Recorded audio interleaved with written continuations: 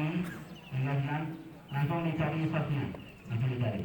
Kalau tidak ada langsung segera siapkan, karena pelaksanaan sholat Idul Adha kita akan segera kita laksanakan. Sekian, saya harap dapat dipahami semua. Assalamualaikum warahmatullahi wabarakatuh.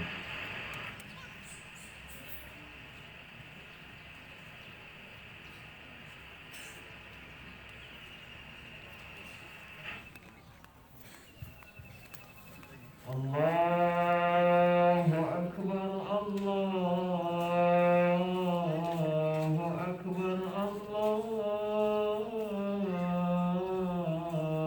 Akbar. La ilaha illallah, Allahu Akbar, Allahu Akbar, walillahil hamd. Allahu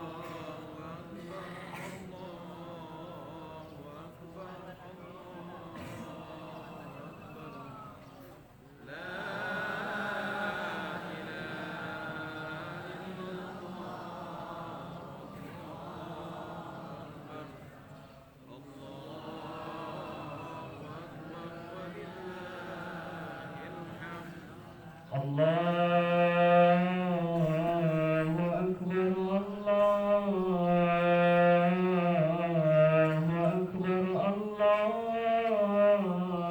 Allahu Akbar. La ilaha illallah, Allahu Akbar, Allahu Akbar, walillahil hamd.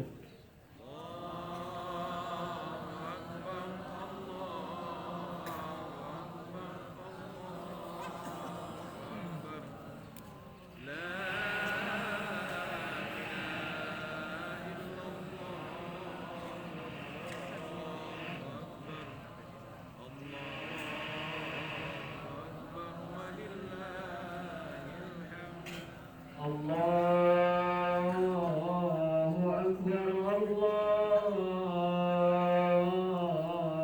Akbar, Allahu Akbar. La ilaha illallah, Allahu Akbar, Allahu Akbar, walillahil hamd.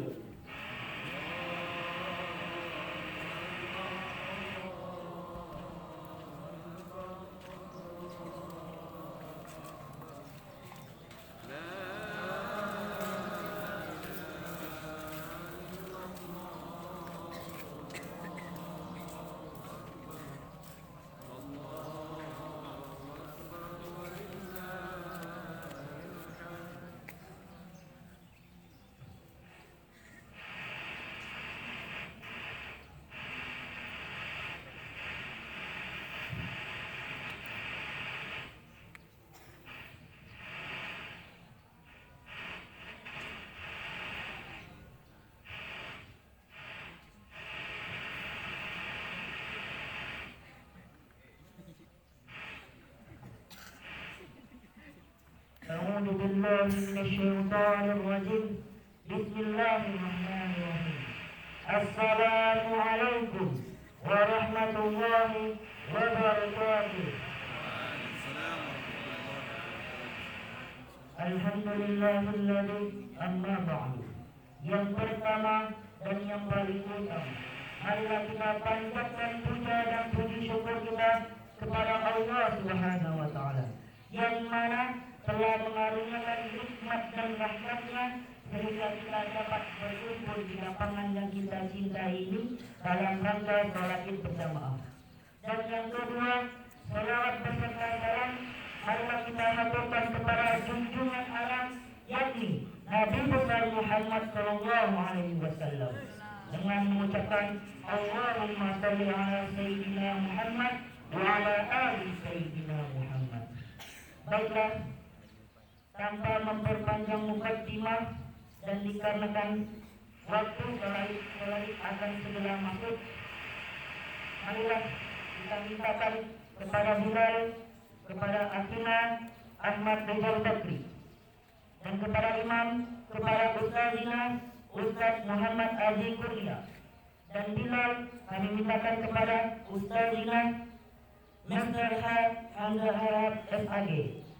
Dalam kepada Bilal, waktu dan tempat kami persilakan. Syukran. Wassalamualaikum warahmatullahi wabarakatuh.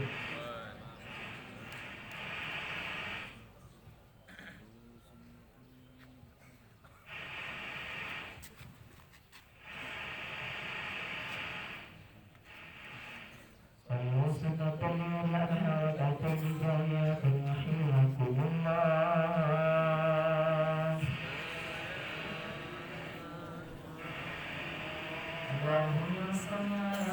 sayyidina Muhammad.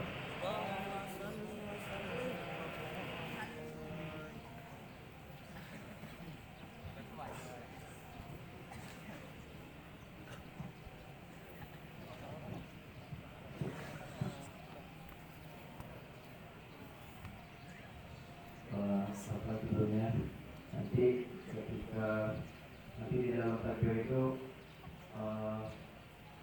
pertama takbiran 7 di dalam kita melakukan takbir Allahu Akbar, kita membaca subhanallah walhamdulillah wa la ilaha illallah Allahu Akbar. Lalu paham ya, subhanallah walhamdulillah wa la ilaha illallah Allahu Akbar. Niatnya sholli sunnatul Idul Adha raka'ataini ma'muman lillahi ta'ala. Paham ya?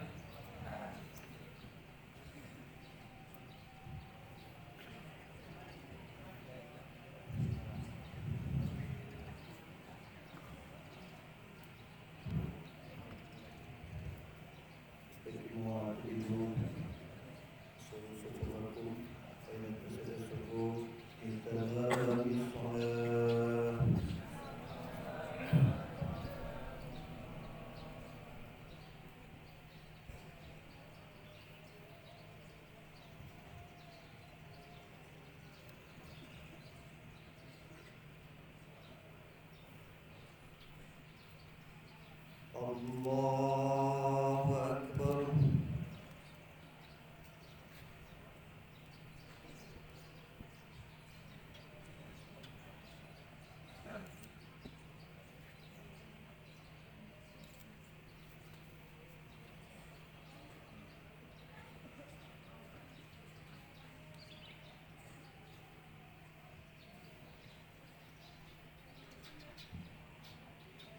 Allahu Akbar.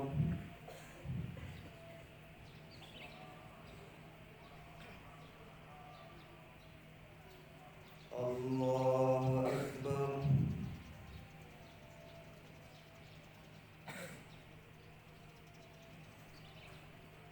Allahu Akbar.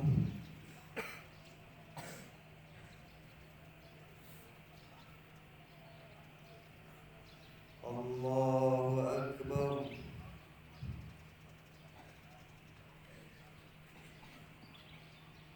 Allahu Akbar.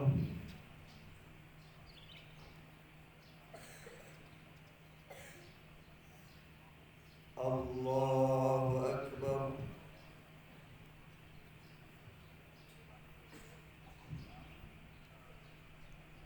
Allahu Akbar.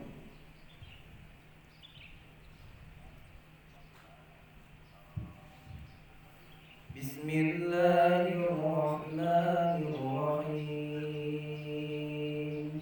Alhamdulillahi Rabbil alamin. Ar-Rahmanir-Rahim. Maliki yaumiddin. Iyyaka na'budu wa iyyaka nasta'in. Ihdinas siratal mustaqim. Siratal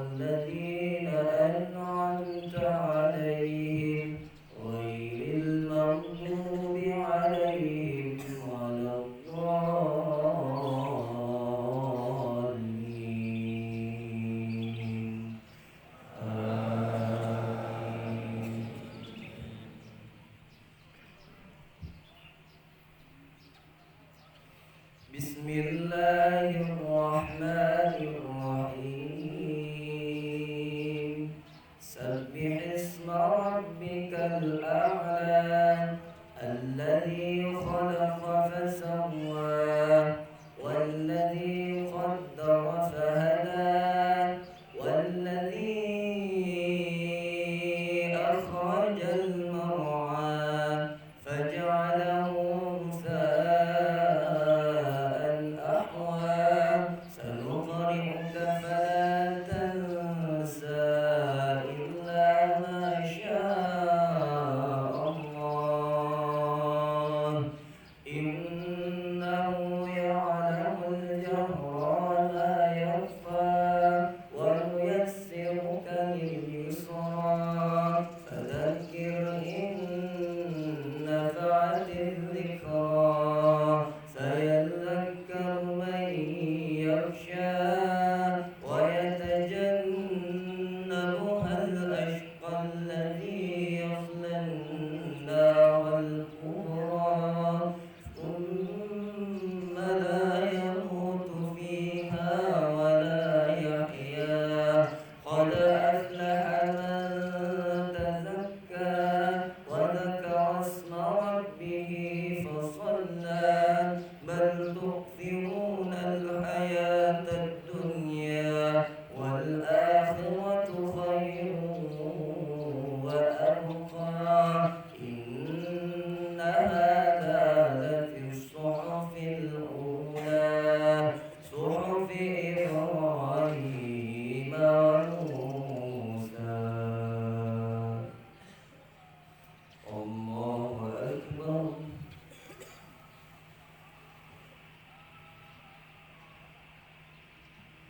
سمع الله لمن حمده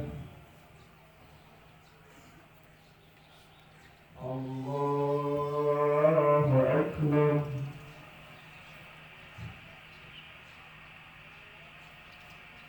الله أكبر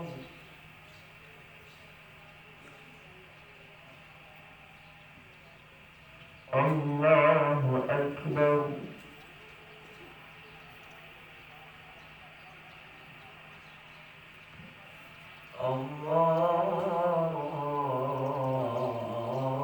الله أكبر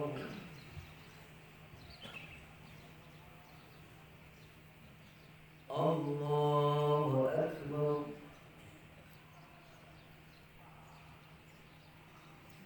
الله أكبر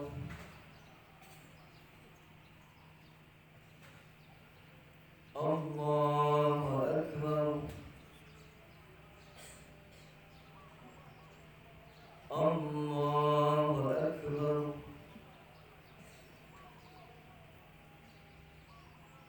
الله أكبر بسم الله الرحمن الرحيم الحمد لله رب العالمين الرحمن الرحيم مالك يوم الدين إياك نعبد وإياك نستعين اهدنا الصراط المستقيم صراط الذين أنعمت عليهم غير المغضوب عليهم ولا الضالين آمين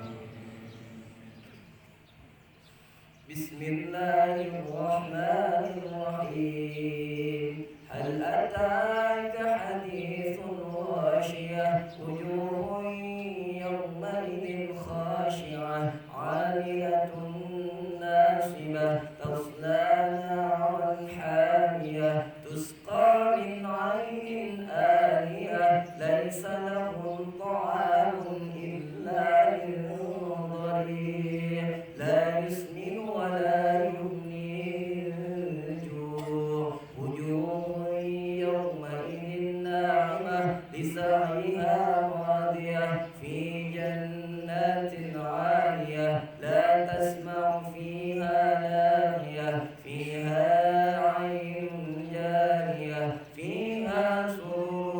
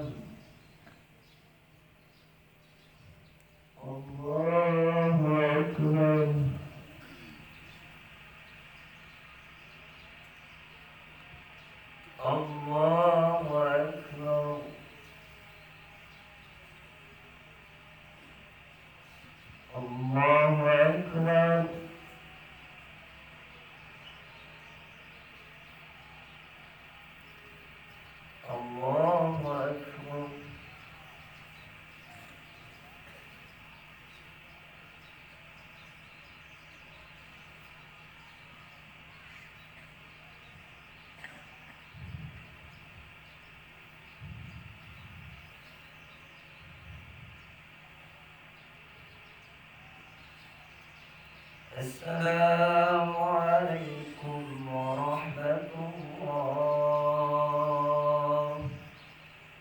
السلام عليكم ورحمة الله.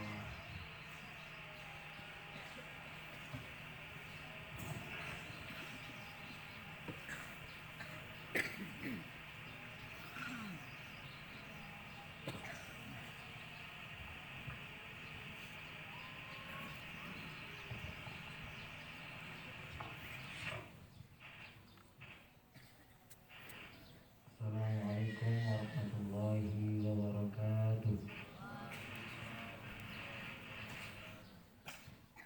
Ya ma'asyiral muslimin wa zu'atal mu'minin rahimakumullah.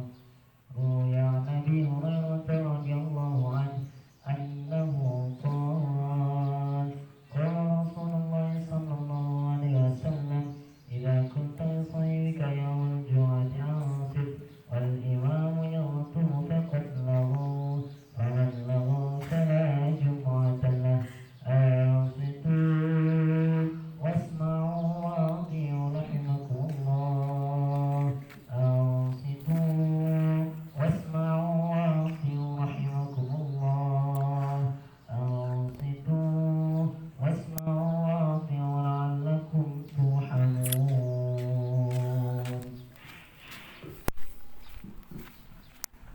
Allahumma salli ala sayyidina Muhammad. Allahumma salli ala sayyidina Maulana Muhammad. Allahumma salli ala sayyidina Nabiyina Muhammad wa syafi'ina Maulana Muhammad. Allahumma qail Islam min muslimina wal muslimat wal mu'minina wal mu'minat wa asirhum ala ma'anid din wa akhtim lana minka bil khair ya khairin nasirin rahmatika ya arhamar rahimin.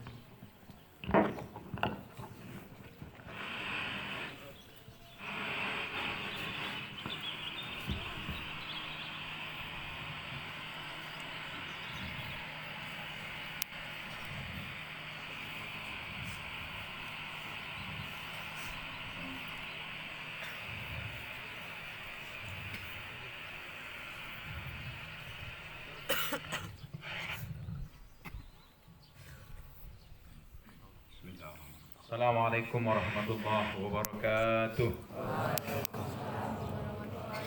Allahu Akbar, Allahu Akbar, Allahu Akbar, Allahu Akbar, Allahu Akbar, Allahu Akbar, Allahu Akbar, Allahu Akbar, Allahu Akbar. La ilaha illallah wallahu akbar. Allahu Akbar walillahil hamd. Alhamdulillahi rabbil alamin.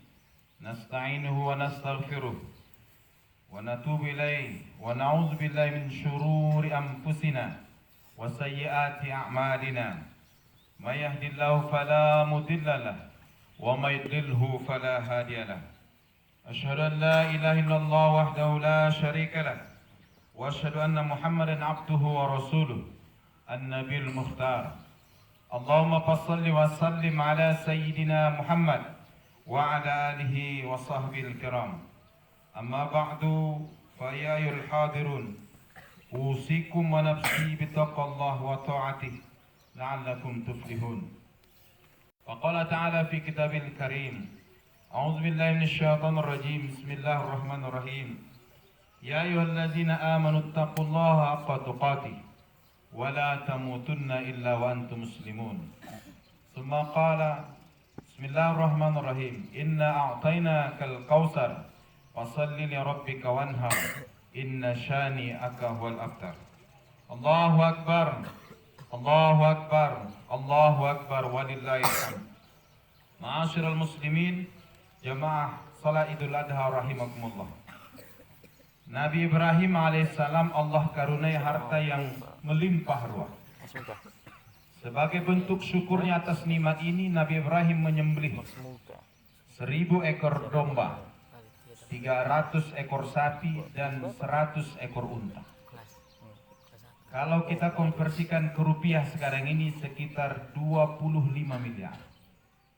Rasanya Sampai sekarang dan mungkin di masa-masa yang akan datang belum ada yang sanggup berkurban di sini dengan kurban senilai 25 miliar tersebut.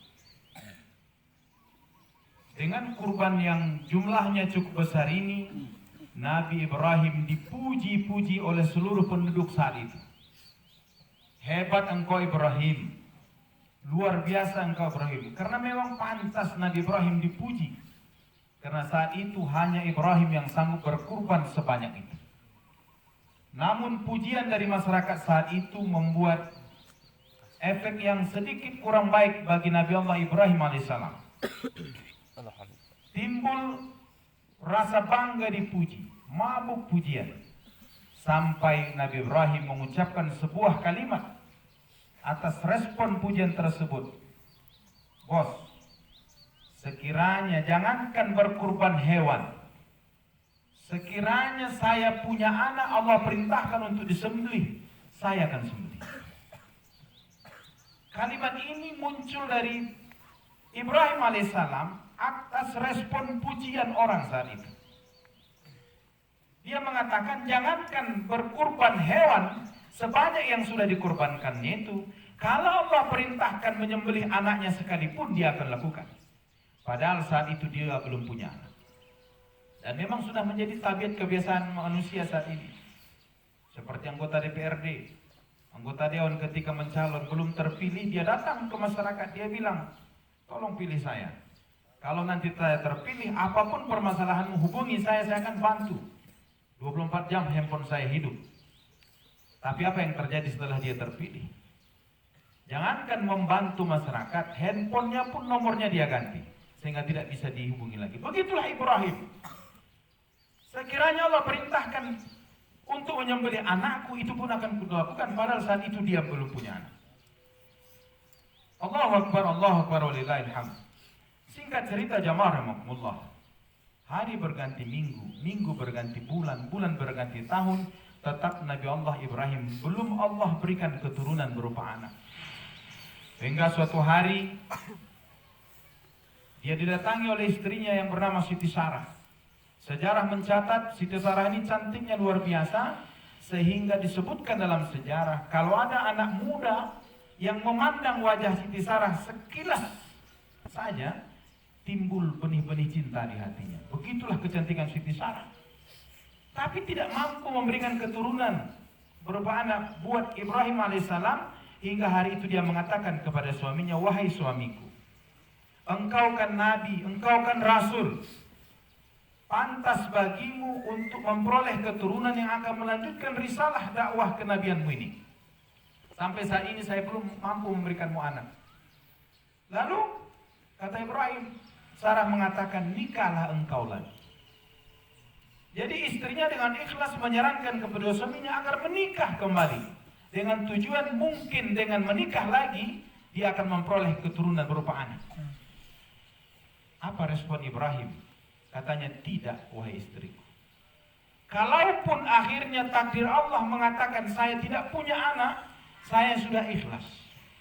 Tapi tetap didesak-desak oleh istrinya Siti Sarah, nikah tidak, nikah tidak, nikah tidak. Begitulah tipe suami zaman dulu. Dipaksa istri menikah lagi, menolak. Beda dengan suami-suami zaman sekarang ini. Dilarang istri nikah, diam-diam dia nikah lagi. Allah karim. Allahu Akbar, Allahu Akbar, Allahu Akbar, walillahil hamd. Akhirnya tak kuasa lagi Nabi Ibrahim menolak desakan istrinya. Dia mengatakan, baiklah kalau begitu, tapi carikan saya istri. Nabi Allah Ibrahim meminta kepada Siti Sarah, siapa istri yang dipersiapkan untuk dia? Kata istrinya Siti Sarah, nggak jauh-jauh, itu budak kita nikahi. Mereka punya budak yang bernama Siti Hajar, yang namanya budak zaman Rasulullah pastilah tidak cantik. Kulitnya hitam, budak zaman dahulu, menjadi hak milik. Akhirnya nikahlah Nabi Allah Ibrahim dengan budak mereka yang bernama Siti Hajar. Dengan izin Allah, tak berapa lama hamillah Siti Hajar, lahirlah dari rahimnya seorang anak laki-laki gagah perkasa diberi nama Ismail. Tapi perlu kita ketahui jamaah rahimakumullah, Nabi Allah Ibrahim ini adalah tipe orang yang tidak pernah menyerah. yang tidak pernah putus asa berharap dari Allah Subhanahu wa taala. Sejarah mencatat Nabi Allah Ibrahim setelah menikah dengan Siti Hajar, dia bermohon kepada Allah agar diberikan keturunan. Doanya itu Allah sebutkan dalam Al-Quran surah Saffat, Rabbi habli minas salihin, Rabbi habli minas salihin. Ya Allah, karuniakan kepadaku anak yang salih. Ya Allah, karuniakan kepadaku anak yang salih. Berapa lama Nabi Ibrahim mendoakan ini? Sejarah mencatat 84 tahun. Tidak bosan, tidak pernah putus harap, yakin doanya Allah kabulkan. Dan akhirnya dari rahim Siti Hajar, setelah 84 tahun berdoa, Allah kabulkan doa itu. Lahirlah Ismail. Dan dari garis keturunan Ismail inilah kita umat Islam. Setelah itu hamil pula lah istri pertamanya Siti Sarah. Kemudian lahirlah dari rahim Siti Sarah istri pertamanya seorang laki-laki yang diberi nama Ishak, kelak menjadi nabi dan rasul, dan dari keturunan Ishak itulah keturunan bangsa Yahudi. Allahu Akbar, walillahil hamd. Jamaah, saudara ibadah rahimakumullah. Setelah Ismail beranjak usia remaja, pada malam tanggal 8 Zulhijjah, Nabi Ibrahim dalam keadaan tidur bermimpi. Dalam mimpinya diperintahkan ia untuk menyembelih putranya. Kalimatnya begini, Ibrahim, dulu engkau pernah berjanji, kalau engkau punya anak, Allah perintahkan sembelih, engkau akan sembelih. Tersentak dia terbangun dari tidurnya, kemudian dia duduk galau, jamaah Rasulullah. Berpikir, apakah ini mimpi atau wahyu? Kalau hanya sekedar mimpi, kenapa terang benderang mimpinya? Kalau wahyu, kenapa perintahnya menyembelih putraku satu-satunya? Mungkin kalau saat itu Nabi Ibrahim punya anak 9, dia tidak akan berpikir panjang, jamaah Rasulullah. Dia akan pilih 1 dari 9 yang mungkin yang kurang saleh. Tapi ini putra satu-satunya Ismail yang diperintahkan. Satu harian itu dia masih ragu, bimbang. Apakah ini mimpi atau perintah Allah? Makanya hari tanggal 8 Zulhijjah itu disebut dengan Yaumut Tarwiyah. Hari berpikir-pikir, memikirkan ini wahyu atau mimpi. Makanya pada setiap tanggal 8 Zulhijjah kita disunahkan untuk berpuasa. Kalau kita melaksanakannya, namanya puasa sunat Tarwiyah. Jemaah, kemudian pada malam tanggal 8 Zulhijjah, Nabi Ibrahim kembali bermimpi yang sama untuk diperintahkan untuk menyembelih putranya Ismail. Terbangun dari tidurnya, kemudian begitu terbangun, barulah Ibrahim meyakini bahwasanya itu bukan hanya sekedar mimpi, tapi benar-benar perintah Allah untuk menyembelih putranya Ismail. Makanya tanggal 9 Zulhijjah dikenal dengan Yaumul Arafah. Yaumul Arafah. Hari di mana Nabi Ibrahim meyakini bahwasanya itu bukan mimpi, tapi itu adalah perintah Allah Subhanahu wa taala. Dan saat ini kita disunahkan setiap tanggal 9 Zulhijjah untuk puasa sunat Arafah yang fadilahnya luar biasa. Siapa yang puasa melaksanakan sunat Arafah pada tanggal 9 Zulhijjah, Allah ampuni dosanya 2 tahun. 1 tahun yang lalu sanatul madiyah, dan 1 tahun yang akan datang sanatul akhir. Beruntunglah kemarin siapa saja di antara kita yang melaksanakan puasa sunat Arafah, dan bagi yang tidak melaksanakan tidak ada uzur. Karena tidak ada uzur, istighfarlah kepada Allah, berdoa kepada Allah agar Allah panjangkan usia kita ketemu lagi pada Arafah tahun depan. Allahu Akbar, walillahil hamd. Jamaah salat Idul Adha rahimakumullah. Pada tanggal 10 Zulhijjah, Nabi Ibrahim memanggil putranya Ismail.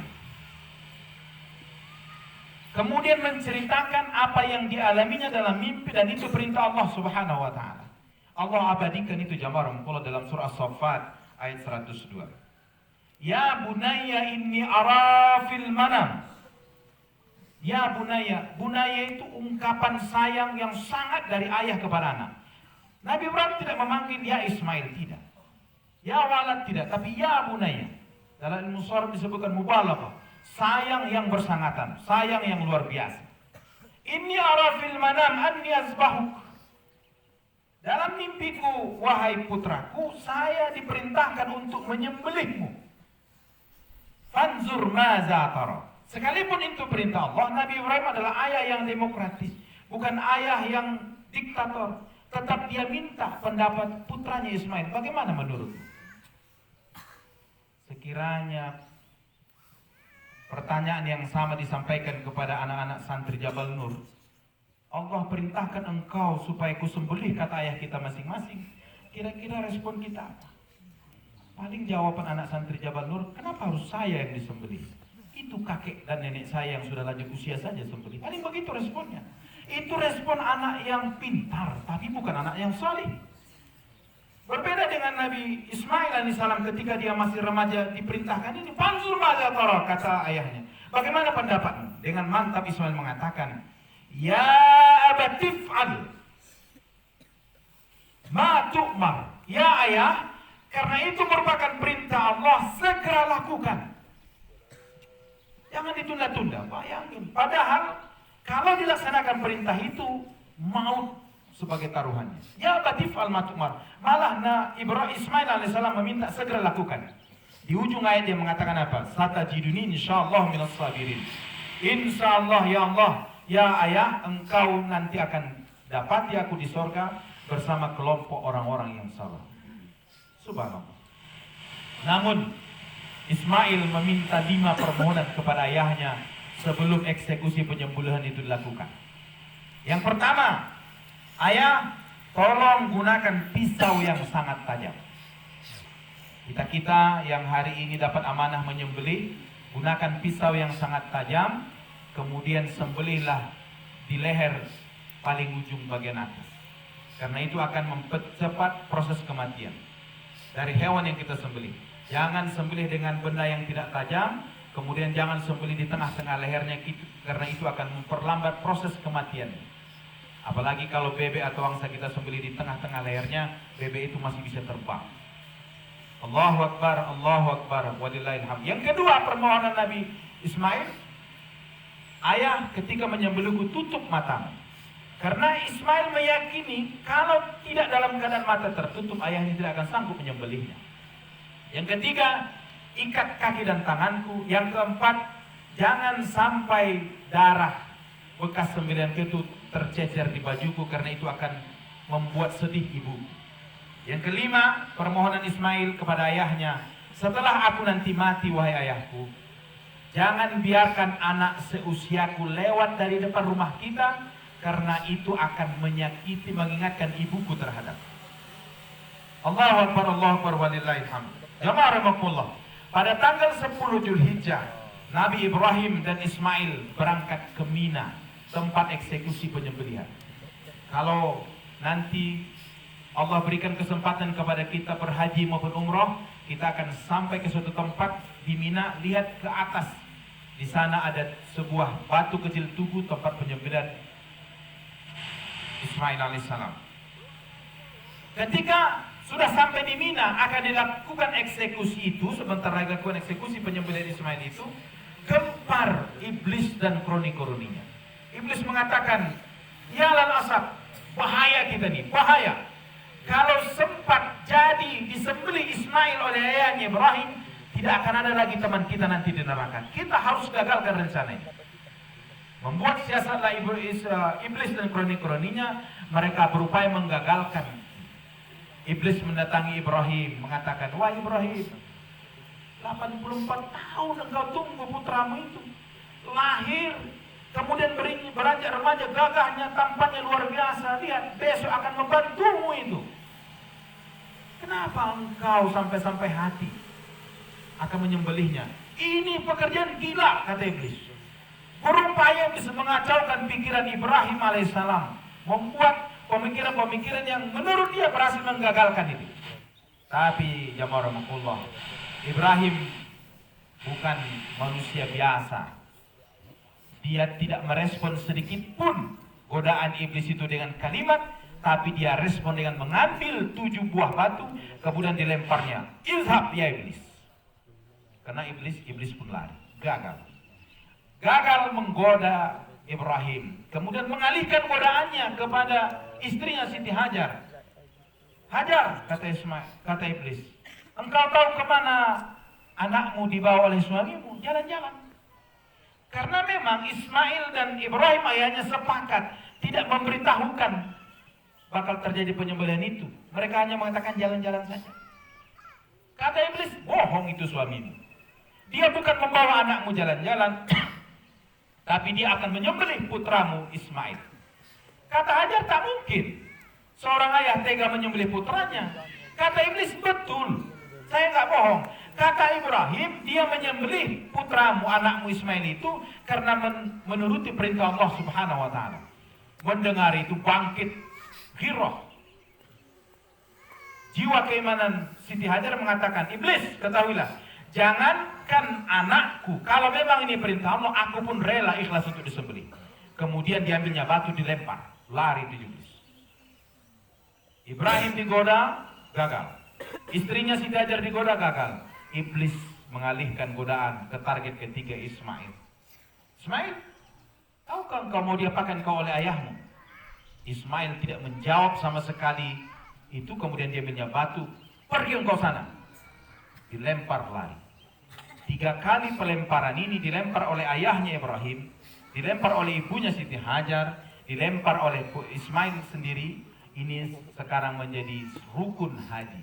Namanya melempar 3 jumrah, Jumratul Aqabah, Jumratul Wusta, Jumratul Ula di Mina pada tanggal 10 Juli. Berapa kali dilempar? 7 batu. Berapa tempat? 3 tempat. Berapa hari? 3 hari berturut-turut. Timbul pertanyaan, kenapa harus 7 batu? Kenapa harus 3 tempat? Kenapa harus 3 hari berturut-turut? Kenapa tidak sekaligus saja 100 batu dalam satu kali lemparan satu tempat? Ini memberikan pelajaran kepada kita jamaah rahimakumullah, bahwasanya perlawanan kita, permusuhan kita terhadap syaitan, terhadap iblis, ini takkan pernah berakhir sampai kiamat tiba. Kita harus lawan iblis itu. Kita harus lawan iblis. Kita harus lawan setan itu. Allahu Akbar, Allahu Akbar, walillahil hamd. Kemudian pada tanggal 10 Zulhijjah itu juga ketika saatnya Nabi Ibrahim ingin disembelih, sudah diletakkan di batu, tempat yang sudah disiapkan oleh Ibrahim dan Ismail.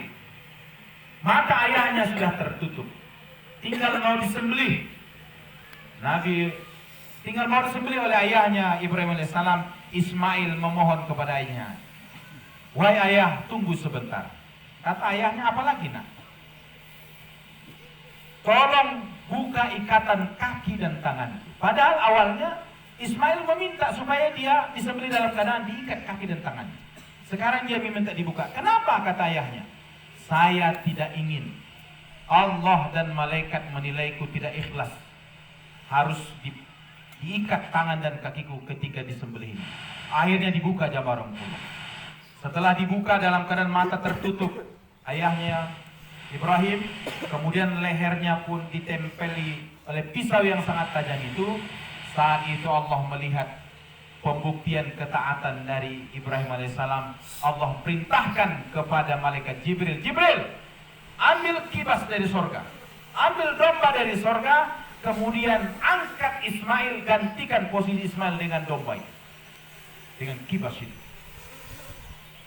Kenapa? Karena Allah sudah melihat ketika pisau itu sudah menempel di leher Ismail alaihissalam. Allah melihat luar biasa ketaatan, kepatuhan Ibrahim alaihissalam.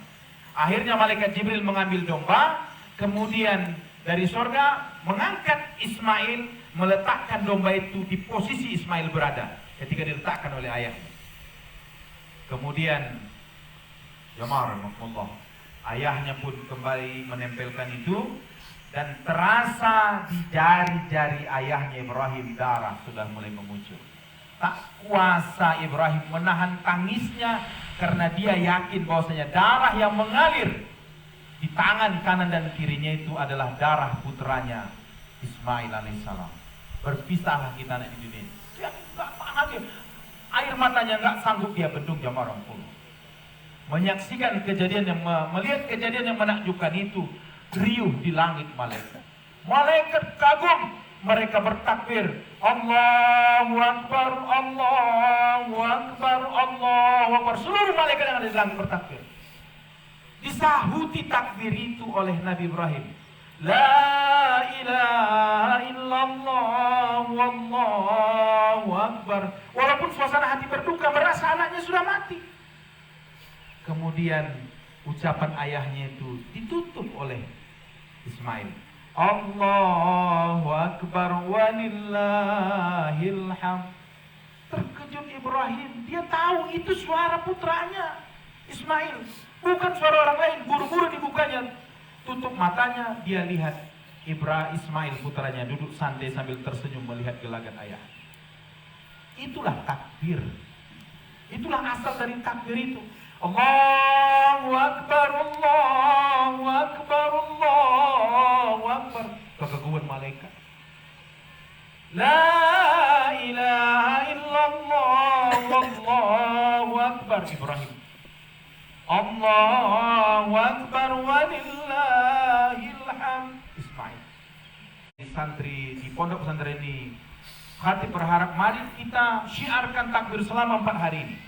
Lewat pengeras suara di masjid kita, direkam, live streaming, sebarkan kemana-mana. Takbir kita dengan semangat. Ketika berkumpul nanti menjelang maghrib umpamanya di depan asrama masing-masing, 10-15 orang takbir. Allah, setiap sudut pondok ini gemakan dengan takbir. Allahu Akbar, Allahu Akbar, Allahu Akbar, walillahil hamd. Ma'asyiral muslimin rahimakumullah. Sebenarnya cukup banyak pelajaran yang kita ambil. Bisa kita ambil dari peristiwa penyembelihan Ismail oleh ayahnya Ibrahim. Tapi pada kesempatan kali ini Khatib akan sampaikan 2 hal saja. Yang pertama, kenapa harus Ismail yang diperintahkan disembelih? Kenapa tidak istrinya saja? Jawabannya ternyata apa? Kecintaan seorang ayah kepada anak jauh lebih dalam dibanding kecintaannya kepada istrinya. Buktinya apa? Di tengah-tengah masyarakat kita ada orang yang sudah beristri 1 pingin beristri 2. Setelah beristri 2 pingin beristri 3. Setelah 3 tak puas, pingin beristri 4. Kemungkinan faktornya rasa cinta sayang kepada istri-istri sebelumnya sudah mulai memudar. Kepada anak tidak ada pudarnya cinta itu. Bahkan ada kejadian, ada seorang suami meninggal istrinya menangis luar biasa sehingga bengkak matanya, ditanya oleh seorang ustaz, kenapa sampai begini Pak? Sedih kurasa Ustaz. Istriku ini baik sekali, luar biasa baiknya, luar biasa hormatnya sama suami. Rasanya tak sanggup lagi saya menjalani sisa-sisa hidup tanpa dia. Semua masyarakat kagum saat itu, tapi yang luar biasanya 3 bulan setelah itu dapat kabar bapak itu nikah. Allahu Akbar, Allahu Akbar. Ini bentuk kecintaan kepada anak jauh lebih dalam. Makanya kepada anak-anak santri Jabal Nur ini, jadilah kita qurratu a'yun bagi orang tua kita masing-masing. Jadilah kita qurratu a'yun bagi orang tua kita masing-masing, karena kita inilah harapan terbesar orang tua kita nanti ketika sudah meninggal. Apalagi anak-anak yang dididik di pesantren, angkat tangan kemudian doakan orang tua kita ketika sudah meninggal. Seperti Ismail, kurang apa baktinya sama ayahnya? Maut sekalipun tidak masalah. Bentuk bakti, kepatuhan kepada Allah dan bakti kepada orang tua. Allahu Akbar, Allahu Akbar, walillahil hamd. Hikmah kedua yang kita ambil dalam konteks pesantren adalah anak-anak yang dididik di pesantren Jabal Nur ini merupakan Ismail zaman now. Ismail milenial. Demi Allah, sekali lagi, demi Allah, kalian yang dididik di pondok pesantren ini di dunia saja sudah Allah muliakan. Di dunia ini saja sudah Allah muliakan.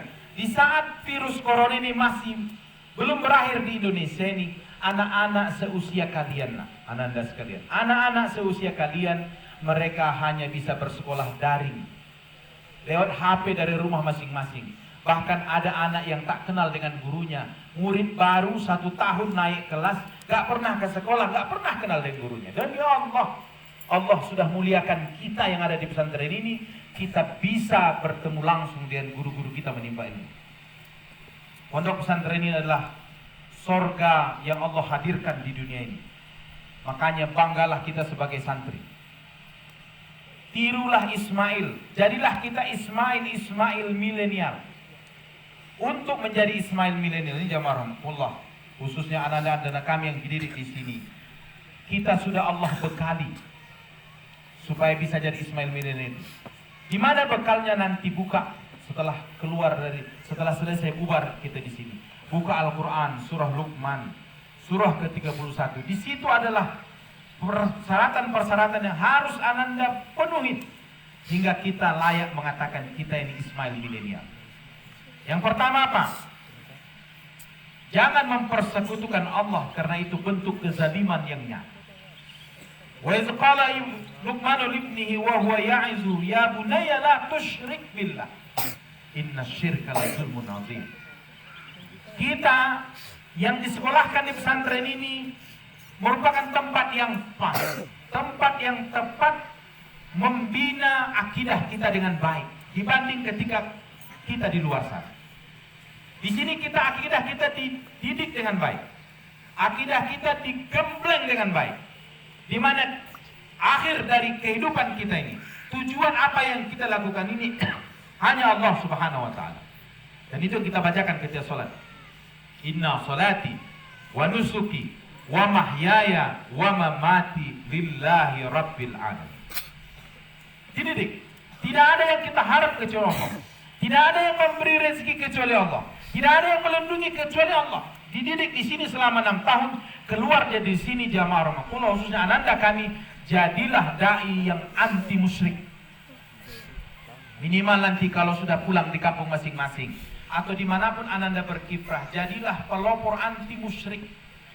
Contoh sederhana saja, kalau ada orang yang walimahan, pesta istilah sekarang, kan selalu mencari orang pintar, mencari dukun, mencari pawang hujan supaya tak hujan, supaya pestanya selamat. Besok kampanyekan itu. Pak, jangan lagi cari orang pintar, jangan lagi cari dukun, jangan lagi cari pawang hujan. Angkat tangan Bapak, berdoa kepada Allah Subhanahu wa Ta'ala. Itu lebih baik daripada meminta kepada pawang hujan. Itu bentuk kemusyrikan. Wajasal tapasalillah. Kalau kita mohon, minta sesuatu, mintalah kepada Allah. Contoh Ananda sekalian selama ini butuh sesuatu, minta kepada orang tua, butuh sepeda, mak belikan sepeda, ya belikan sepeda. Ketika kita sudah digembleng di sini, mintanya kepada Allah. Ya Allah, saya butuh sepeda. Allah lapangkan rezeki orang tua kita, diberikan sepeda kita. Begitu cara kita berdoa. Kalau Ananda sudah dididik di sini, akidahnya baik, dunia ini tidak akan pernah menjadi sesuatu yang menakutkan, menyeramkan bagi kita. Makanya ketika Ibrahim pernah ditanya, ya Ibrahim, kapan kenikmatan hidup yang paling engkau rasakan? Bukan ketika Ibrahim kaya, apalagi ketika dia berkurban dengan jumlah yang besar tadi, bukan. Ibrahim mengatakan kenikmatan hidup yang paling enak dirasakannya adalah ketika dia berada dalam kobaran api dibakar oleh Raja Namrud. Tidak ada takutnya, padahal mati itu. Dia dekat dengan Allah, Allah melindungi dia. Sehingga Allah katakan, ya naru kuni bardan wa salaman ala Ibrahim. Wahai api, jangan sekali-kali engkau sentuh. Jangankan kulit, bulu-bulunya Ibrahim pun tidak terbakar. Kedekatan kepada Allah Subhanahu wa Ta'ala, tauhidnya sudah bagus. Kemudian Bilal bin Rabah, tukang azannya Rasulullah dulu, ketika di Madinah, ditanya dia, ya Bilal, kapan kenikmatan hidup yang paling engkau rasakan? Padahal pertanyaan itu diajukan kepada Bilal saat itu Bilal sedang menjabat jadi gubernur di Damaskus, di Suriah. Bilal mengatakan apa? Saat terindah dalam hidupku adalah ketika aku dijemur di padang pasir, dadaku ditimpa dengan batu panas supaya aku kembali kepada ajaran agama kafir Quraisy itu. Saat itu Bilal mengatakan ahad, ahad, ahad. Gak ada takutnya. Kenapa? Gak ada apa-apanya orang kafir Quraisy itu yang melindungi Allah Subhanahu wa Ta'ala. Ini yang dididik kita di pesantren ini. Yang kedua, berbaktilah kepada orang tua kita. Itu dalam surah Luqman ayat 14-15. Ananda sekalian, sebelum masuk di pesantren ini, mungkin kita termasuk pribadi anak-anak yang sedikit kurang sopan dari orang tua. Tapi harapan khatib kepada kita semua setelah dididik di pesantren ini, jadilah kita anak-anak yang sangat berbakti kepada orang tua kita. Di ayat lain, ingat, Allah sebutkan, wa qadha rabbuka alla ta'budu illa iyyah wa bil walidaini ihsana. Ingatlah, patuhi Allah, taati Allah. Setelah itu apa perintahnya? Wa bil walidaini ihsana. Allah di bawahnya langsung orang tua. Ridha Rabb fi ridhal walidain. Senangnya orang tua kita kepada Allah kepada kita tergantung orang tua kita senang atau tidak sama kita.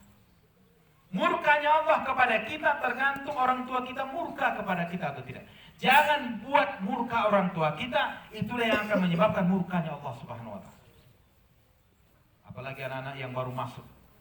Sepulang dari sini tunjukkan ada perubahan sikap kita yang jauh lebih baik kepada orang tua kita dibanding sebelum kita ini masuk ke pesantren ini. Allah karim. Orang yang berbakti kepada orang tuanya, subhanallah, surga, pintu surga kita itu, kunci surga kita itu adalah orang tua kita. Imam Hasan Basri tidak ada yang tidak kenal. Ulama besar, ulama terkenal. Ketika ibunya meninggal jamaah rahmatullah, meninggal. Tangisnya luar biasa, seperti tidak punya ilmu dia, seperti bukan ulama besar. Sehingga dia ditegur oleh murid-muridnya, ya Syekh, engkau kan ulama besar, engkau kan punya ilmu pengetahuan yang luas, kenapa begini menghadapi takdir dan kematian ibumu? Apa kata Imam Hasan Basri? Saya menangis seperti ini bukan karena saya tidak terima takdir Allah, tapi karena dulu ketika ibuku ini masih hidup, ada kunciku yang paling mudah untuk masuk surga sekarang hilang. Makanya jangan buat kunci-kunci kita masuk surga itu bersedih. Jangan buat kunci-kunci kita mudah masuk surga itu orang tua kita itu marah. Itu akan menyebabkan kemurkaan Allah Subhanahu wa taala. Allahu akbar walillahil hamd. Yang ketiga, syarat yang harus kita penuhi adalah orientasi kita hidup ini adalah akhirat. Apapun yang kita lakukan, Allah Maha melihat, Allah basir. Allah Maha melihat. Khatib juga pernah di pesantren dulu. Salah satu pesantren di Sumatera Utara, di Kabupaten Tapanuli Selatan. Kita harus pahamkan diri kita bahwasanya apapun yang kita lakukan, Allah melihat. Jangan ada lagi setelah ini kasus-kasus pencurian barang-barang temanmu di asrama.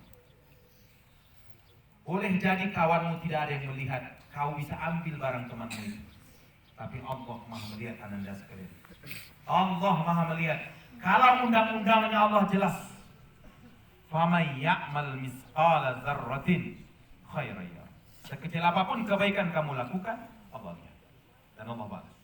Wa may ya'mal misqala dzarratin syarran yarah. Sekecil apapun kejahatan kamu lakukan, Allah balas. Jadilah orang baik. Jadilah orang baik. Kemudian ayat 17 yang harus juga kita penuhi menjadi Ismail bin ini itu apa? Istiqomalah sholat. Demi Allah beruntung, berterima kasih kita kepada orang tua kita yang mengantar kita ke pesantren ini. Saya tidak yakin Ananda sekalian bisa lebih tekun sholatnya seperti di pesantren ini ketika sebelum masuk pesantren. Jangankan tekun seperti ini sholatnya, sholat pun kadang bolong-bolong. Tapi begitu kita dididik, diantar oleh orang tua kita ke sini, bersyukur kita, di sini kita dipahamkan sholat 5 waktu. Kemudian levelnya dinaikkan setelah sholat 5 waktu, sholatnya harus berjamaah. Makin tinggi levelnya dinaikkan lagi setelah sholat berjamaah. Ananda sekalian, jangan pernah tinggalkan sholat sunat. Kemudian levelnya makin ditingkatkan lagi. Jam 3 malam sering dibanguni. Tahajud, kita mulai. Subhanallah, ini tempat yang terbaik. Dan kita harus yakini, perbaiki sholat kita, perbaiki sholat kita, perbaiki sholat kita. Karena besok di akhirat, awwalu ma yuhasabu yaumal qiyamah sholat. Yang pertama kali besok dihitung amal kita ini adalah sholat. Kalau sholat kita sudah bagus, yang lain dianggap bagus. Kalau sholat kita saja sudah bermasalah, yang lain tunda dulu perhitungannya. Allahu akbar, Allahu akbar walillahil hamd. Kemudian yang keempat adalah ayat 17 juga, yang kelima. Kita harus berada di barisan yang berani mengungkapkan kebenaran dan tak takut mencegah kemungkaran. Harus di sini dididik itu, di sini dididik. Makanya pelan-pelan jadilah ini, barisan ini. Kalau ada kawan-kawanmu yang habis makan dibuangnya sampah sembarangan, jangan diamkan. Kita sedang melatih diri kita keluar dari pesantren ini besok menjadi ya'muruna bil ma'ruf wa tanhauna 'anil munkar. Tegur baik. Kemudian kalau ada peluang-peluang amal, ayo aja. Karena ini perintah Allah Subhanahu wa taala. Jadi orang soleh itu baik. Tapi kalau hanya soleh saja tidak muslih, kalau soleh, rajin dia ibadah, rajin dia sholat, rajin dia puasa, itu hanya akan berefek pada dirinya sendiri. Yang diharapkan setelah dididik di pesantren Jabal Nur ini, selain soleh kita harus muslih. Muslih ini dia baik dan berupaya memperbaiki keadaan sekitar. Jangan diam. Kemudian wasbir ala ma asabak. Kita harus juga punya sikap sabar. Di pesantren ini kita juga dilatih sabar. Sabar, sabar, sabar. Sabar dalam menuntut ilmu. Sabar, jangan tergoda dengan teman-temanmu di luar sana. Kemudian selanjutnya, wala tusair khaddaka linnas. Jangan sombong. Pintar pun engkau di kelas, jangan sombong. Kaya pun engkau nanti setelah keluar dari pesantren ini, jangan sombong. Jadi pejabat pun engkau nanti setelah keluar dari pesantren ini, jangan sombong. Wala tusair khaddaka linnas, jangan sombong. Karena sejarah sudah mencatat, tidak ada akhir kehidupan yang baik bagi orang-orang sombong. Fir'aun sombong. Saking sombongnya mengatakan ana rabbukum a'la, saya ini Tuhan kamu. Apa akhir dari kehidupannya? Mati. Di mana matinya? Tenggelam di Laut Merah. Namrud sombong, sehingga kesombongannya memerintahkan orang satu negeri kumpulkan kayu bakar kayu api itu, kemudian lemparkan Ibrahim ke sana. Sombongnya luar biasa. Apa akhir dari kehidupan Namrud? Mati. Seperti mati Namrud, hina sekali matinya Namrud. Masuk nyamuk ke hidungnya sampai ke otaknya, sehingga dipukul-pukulkannya kepalanya, hancur, mati. Sombong luar biasa. Dia merasa tidak ada yang berhasil melawannya. Berhadapan dengan seekor nyamuk pun tak sanggup. Qarun sombong dengan kekayaannya. Al-Quran menggambarkan kekayaan Qarun seperti apa? La tanu bil usbah. Kalau dia kemana-mana, kunci harta Qarun itu dibawa oleh ajudan-ajudannya. Ajudannya itu membawa peti kunci itu sampai la tanu bil usbah, menunduk. Saking banyaknya kuncinya saja seperti itu. Tapi apa akhir dari kehidupan Qarun? Tertanam dengan hartanya di tanah. Makanya kalau ada orang menggali di belakang rumahnya dapat harta, disebut harta Qarun. Tidak ada tempat bagi orang sombong di dunia ini. Makanya rendahkan hatimu, nak. Di pesantren ini ananda sekalian dididik untuk rendah hati. Kemudian yang terakhir adalah lembut dan santun dalam bicara. Ini juga disebutkan dalam Al-Quran surah Luqman, lembut dan santun dalam bicara. Jangan lagi ada anak-anak pesantren kasar ngomongnya, lembut.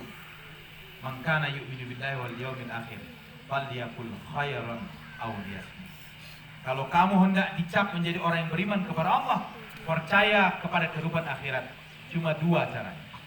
Yang pertama, pastikan yang keluar dari mulut kita ini adalah khairan, kalimat-kalimat yang baik. Yang kedua, kalau tak sanggup, awliyasmut dia. Allahu Akbar, Allahu Akbar, walillahil hamd. Semoga anak-anak kami yang sedang menimba ilmu di Pondok Pesantren Jabal Nur ini mampu meneladani Nabi Ismail alaihissalam, menjadi Ismail milenial. Kalian sedang dinanti kontribusinya oleh umat, menjadi suluh dalam kegelapan, menjadi tongkat di jalan yang licin, menjadi jiwa yang berani mengungkapkan kebenaran, dan jiwa-jiwa yang tak punya rasa takut memberantas kemungkaran. Allahu Akbar, Allahu Akbar, walillahil hamd. Fa'tabiru ya ulil absar la'allakum tuflihun. Allahumma salli ala sayyidina Muhammad wa ala alihi wa sahbihi wa barik wa sallim. Allahu Akbar, Allahu Akbar, Allahu Akbar, Allahu Akbar, Allahu Akbar, Allahu Akbar, Allahu Akbar. La ilaha illallah, Wallahu Akbar, Allahu Akbar, walillahil hamd. Alhamdulillah, alhamdulillahilladzi bi ni'matihi tatimmus shalihat. Asyhadu an la ilaha illallah wa la syarika lah, wa asyhadu anna Muhammadan abduhu wa rasuluh, an-nabiyul mukhtar. Allahumma salli wa sallim ala sayyidina Muhammad wa ala alihi wa sahbihi al-kiram. Amma ba'du fa ya ayyuhal hadirun, usikum wa nafsi bi taqwallah wa ta'ati la'allakum tuflihun. Wa qala ta'ala fil Qur'anil Karim, ya ayyuhalladzina amanu taqullaha haqqa tuqatih wa la tamutunna illa wa antum muslimun. Akhirnya mari kita tutup khutbah ini dengan berdoa. Kita tundukkan hati dan jiwa serta seluruh tubuh kita ini kepada Allah Subhanahu wa taala untuk berdoa dengan penuh keikhlasan padanya. Na'udzubillahi minasyaitonir rajim. Bismillahirrahmanirrahim. Alhamdulillahirabbil wassalatu wassalamu ala asyrafil anbiya'il mursalin wa ala alihi wa sahbihi ajma'in. Allahumma ya Rahman, ya Rahman, ya Rahman, ya Rahim, ya Arhamar Rahimin. Allahumma la ilaha illa anta subhanaka inna kunna minadh dhalimin. Rabbana zalamna anfusana wa in lam taghfir lana wa tarhamna lanakunanna minal khasirin. Allahumma ighfir lana dhunubana wa liwalidayna warhamhuma kama rabbayana shaghira.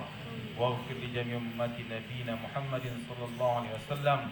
ثم اغفر خصوصا لمبدأ هذا المهد لشيخنا كهج المحسن يا أرحم الراحمين. اللهم اغفر له وارحمه وعافه واعف عنه واكرم نزله مدخله واجعل الجنة مثواه. اللهم اجعل قبره يا الله روضة من رياض الجنان. اللهم اجعل قبره يا الله روضة من رياض الجنان. اللهم اجعل قبره يا الله روضة من رياض الجنان ولا تجعل قبره يا الله حفرة من نفار النيران. رب اجعلنا مقيم الصلاة ومن ذريتنا ربنا وتقبل دعاء. ربنا هب لنا من أزواجنا وذرياتنا قرة أعين واجعلنا للمتقين إماما. اللهم إنا نسألك علما نافعا ورزقا طيبا وعملا صالحا متقبلا. اللهم اكفنا بهلالك عن حرامك واغننا بفضلك عمن سواك. اللهم إنا نعوذ بك من الهم والحزن ونعوذ بك من العجز والكسل ونعوذ بك من الجبن والبخل ونعوذ بك من غلبة الدين وقهر الرجال من شر ما خلق من النار الجحيم. اللهم عافنا في بدننا. اللهم عافنا في سمعنا. اللهم عافنا في بصرنا. اللهم إنا نعوذ بك من البرص والجنون والجذام من شر الأسقام. اللهم أعز الإسلام والمسلمين واهلك الكفرة المشركين. اللهم انصر إخواننا المجاهدين في كل مكان من كل زمان واهلك الكفرة المشركين أعداءك أعداء الدين. ربنا آتنا في الدنيا حسنة وفي الآخرة حسنة وقنا عذاب النار والحمد لله رب العالمين. بالله توفيق الهداية والسلام عليكم ورحمة الله وبركاته.